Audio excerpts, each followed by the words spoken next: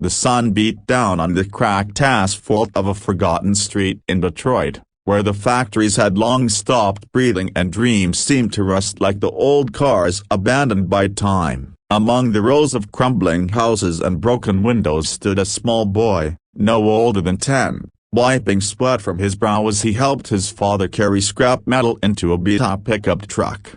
His name was Ethan Cole, and in that moment, he didn't know he was living the first chapter of what people would later call the American dream. From dusk to diamonds. Ethan's father, Richard, was a mechanic who'd lost his job when the auto plant shut down. His mother cleaned houses on the far side of town. Life was not kind, but his parents taught him one thing that would outlast every hardship: if life gives you dust, learn to build something from it. Ethan didn't understand what that meant at first, but years later, he would. At 14, he discovered computers in the school library. They were old, humming machines that barely loaded a page without freezing, but to Ethan, they were magic. While others saw junk, he saw opportunity: codes, programs, and a digital world waiting to be understood. He started staying late at the library, teaching himself programming from free online guides. His teachers called him gifted. His classmates called him weird. But Ethan didn't care. He had a dream: to create something that would take him and his family out of the dust and into the light. When his father's truck finally broke down for good, Ethan began fixing electronics for neighbors to make extra cash. Broken phones, radios, even old computers. He repaired them all, saving every dollar he could. One night,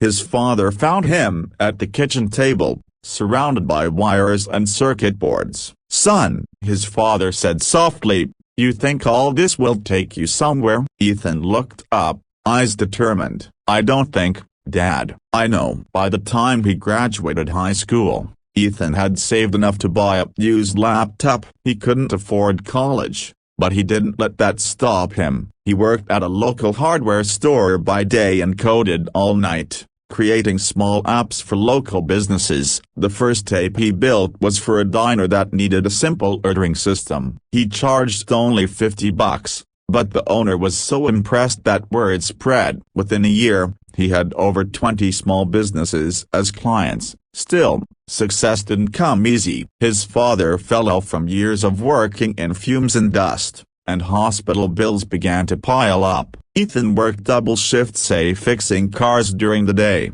coding at night, barely sleeping. His mother often begged him to rest, but Ethan couldn't stop. He wasn't just chasing money, he was chasing meaning. At 21, he created something different: an app designed to connect freelance workers to small, local jobs instantly. He called it WorkLink. It started with just a few users in Detroit, but it quickly caught fire. Construction workers, electricians, and delivery drivers began using it to find jobs within minutes. Within a year, the app reached other states. Ethan's inbox overflowed with messages from investors, journalists, and ordinary people thanking him for giving them a chance to work again.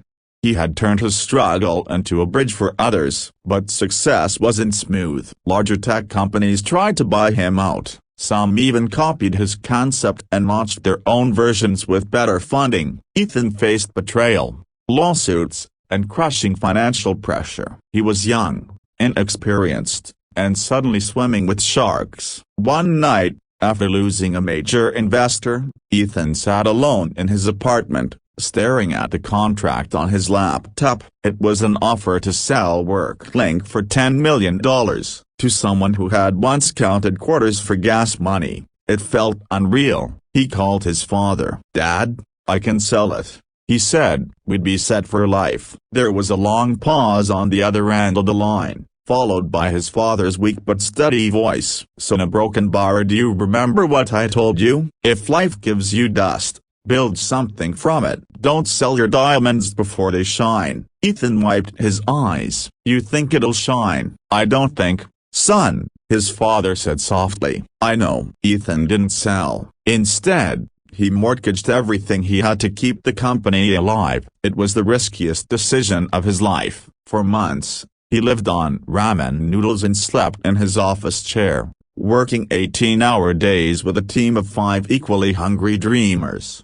Then came the moment that changed everything. A national newspaper ran a story titled "The App Giving Blue-Collar America a Second Chance." Overnight, WorkLink exploded. Millions of new users signed up. Investors came back, at this time offering partnerships instead of buyouts. Within 2 years, WorkLink became one of the fastest-growing platforms in the country, connecting over 5 million workers with jobs. Ethan opened headquarters in multiple states, hired hundreds of employees, and launched programs to train underprivileged youth in tech skills. He was 26 and a multimillionaire, but money didn't change him. He still drove his old pickup, he still visited the diner that gave him his first client, and he still went back to the neighborhood he came from, not to show off, but to rebuild. He opened a community tech center called The Forge, a place where anyone, regardless of background, could learn coding and digital skills for free. He hired local mentors and funded scholarships for students from poor families. When his father passed away, Ethan built a memorial wall in the Forge with the words, "From dust to diamonds, for those who never stopped believing." It became his life's motto. Years passed. The boy from Detroit became a national figure, a symbol of what the American dream still meant when it was built on grit instead of privilege. He was invited to speak at universities, to tell his story on TV shows, even to meet the president. But his favorite moments were still the quiet ones, walking into the Forge and seeing kids hunched over keyboards, dreaming their own dreams. One evening, a young girl named Lily, no older than 12, came up to him after class. "Mr. Cole?" she asked shyly. "Did you really start with nothing?" Ethan smiled. "Less than nothing, actually. But I had a little faith, and a lot of dust." She frowned. "Dust?" He chuckled. "Yeah, life gives everyone dust at the hard times, the failures, the stuff that makes you want to quit. But if you learn to use it right, that's where diamonds come from." She grinned, holding up his small circuit board. "Then I'm gonna make a whole mine." He laughed. "That's the spirit." That night, Ethan drove home with the city lights flickering in his rearview mirror. He remembered the long nights in the library, the smell of oil from his father's hands, the fear, the hunger, the endless hope. He realized something: the American dream wasn't about money, cars, or fame. It was about belief, the quiet, unshakable belief that you can build beauty from brokenness. When the company celebrated its 10th anniversary,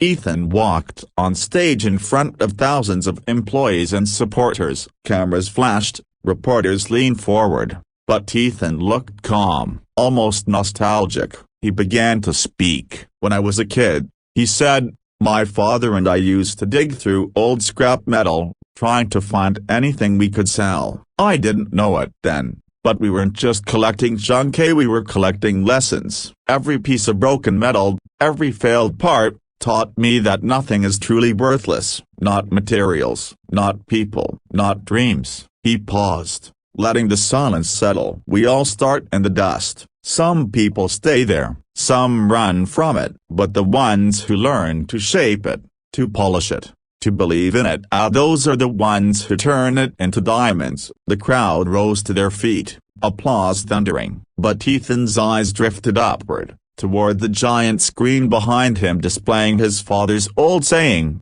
"If life gives you dust, build something from it." Years later, when Ethan finally retired, he didn't move to some tropical island or buy a mansion. Instead, he returned to Detroit, to the same cracked street where it all began. He bought his old neighborhood, rebuilt the houses, opened new schools, and created jobs for hundreds of families. One morning, standing outside the Forge, he saw a group of kids riding their bikes past the mural painted on the wall, a mural of a boy with a wrench in one hand and a laptop in the other, surrounded by glowing diamonds.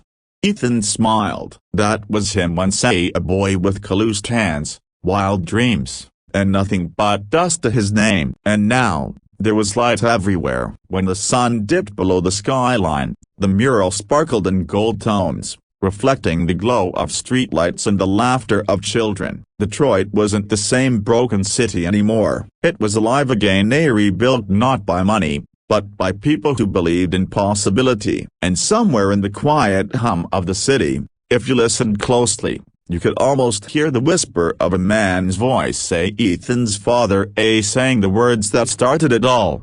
From dust to diamonds, son. From dust to diamonds. And so, the legend of Ethan Cole, the man who rebuilt his life and his city from ashes, became a living testament to the American dream, not the one told in slogans or speeches, but the one written in hard work, loss, love, and unshakable faith.